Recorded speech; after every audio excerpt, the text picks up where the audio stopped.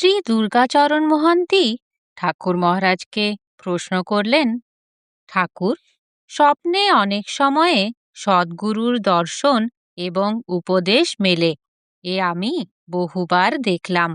এসব দর্শন ও উপদেশ কি প্রকৃত সত্য? ঠাকুর বললেন, গুরু সর্বদাই সত্য স্বরূপ, তার উপদেশ সব সময়ই সত্য।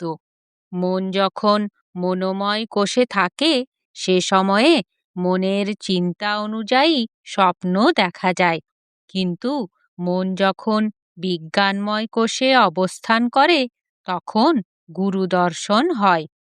একটু তন্দ্রা এলে যেসব স্বপ্ন দেখে, তা প্রাণময় কোষের স্বপ্ন, কিন্তু বিজ্ঞানময় কোষে গুরু দর্শন দেন।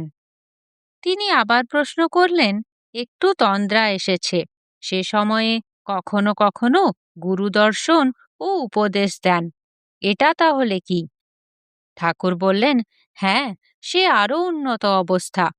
তিনি আবার প্রশ্ন করলেন, সে সময়ে যেসব উপদেশ দেন তা কি সত্য?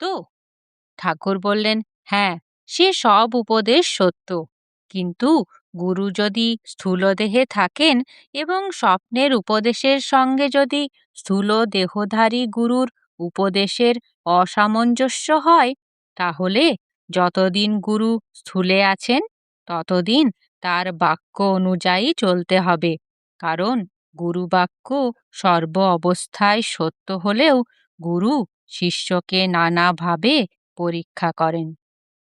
জয় গুরু।